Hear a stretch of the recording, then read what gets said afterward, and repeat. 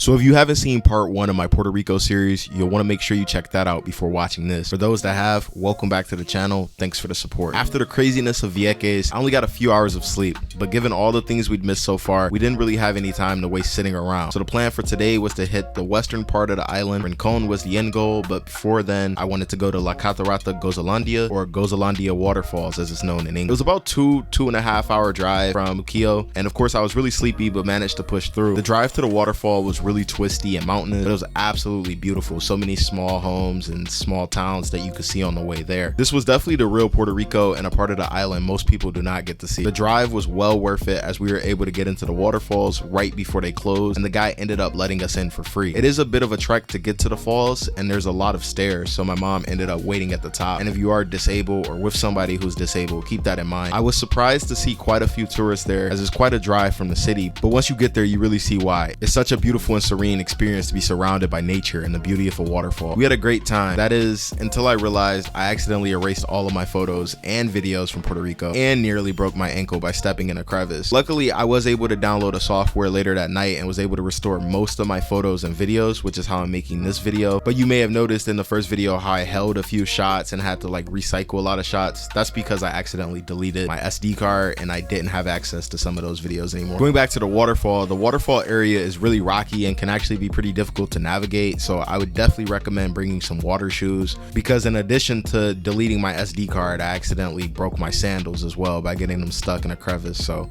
highly recommend doing that. After spending some time at the waterfall, it was time to get back on the road and head to Rincon. In keeping with the theme of our trip, we of course missed all of the beaches that Rincon is known for, which was really disappointing. It was pretty much just pitch black outside, so we went to the beach, took a picture, and then we basically just headed to the city center where we had some Mexican food that was of course overpriced and not good at all, before heading back to Luquillo. Day 6 was our last full day in Puerto Rico, and I wanted to have a relatively chill day. Ever since I was a kid, I've wanted to see Arecibo Observatory. I grew up really big into astronomy and physics, so I couldn't miss the opportunity to check it out. It's on the western side of the island, so it really would have been nice to have been able to do that the day before, but given the time constraints, it couldn't be helped, and we just made the drive out there. Arecibo is up in the mountains as well, so it takes a while to get there, and the roads are pretty narrow and tight, so I highly recommend to do this while the sun is still out. It is a pretty scenic drive too, so highly recommend doing it. Once you get to the observatory, there is a steep hill to climb up, but they have a little shuttle that you can actually ask to take you up to the top if you're disabled or just don't want to walk. Sadly, no military discount here, and you have to pay the full price. There's a little museum area and then a presentation on the origin of the observatory, its mission, and all that good stuff. After that, you head out to see the dish, or at least what's left of it. As many of y'all probably already know, the dish did collapse on itself a few years ago during the pandemic and is now out of commission, so there's actually not any work being done at Arecibo right now besides studying old data. I have to say I was pretty disappointed by Arecibo. Obviously the dish was not going to look like it did in its prime, but after 2 hours of winding roads and the cost of admission, I was at least expecting more to the observatory. But nope, you go up that hill, pay to get in, watch a glorified YouTube documentary, and then snap a few pictures and you're done. Obviously I wouldn't have known this unless I went, so I wasn't too mad, but considering how tired I was before making that drive, I was definitely a little annoyed. I think it's worth it if you're exploring the central and western part of the island, but I wouldn't really go out of my way for it. After Arecibo, we headed back to Old San Juan, which is about an hour-and-a-half drive back east. The last thing on my Puerto Rico list to see was El Castillo de San Cristobal, but of course we ended up getting here too late as well because of poor planning. The place closed about 20 minutes before we could park and get to it, and everyone was long gone. At this point, this was like the 4th or 5th thing I'd missed due to poor planning and was really just ready for things to be over. So to cap off a long and somewhat disastrous trip, we headed to Cafe Barranquina. In my last video, you'll recall me talking about how pina coladas are made in Puerto Rico and are originally from Puerto Rico. Well, this is the place where they were first made, so you know we had to check it out. Unlike most of the trip, we ended up being lucky and actually were the last people to be seated for the night. The food was pretty expensive and not that good, like most of Old San Juan. I shared some paella with my mom, and let's just say I've never seen paella with plantain in my life and really was kind of disappointed. The pina coladas were really good though. They definitely had a richer and stronger taste than any of the ones I'd ever had.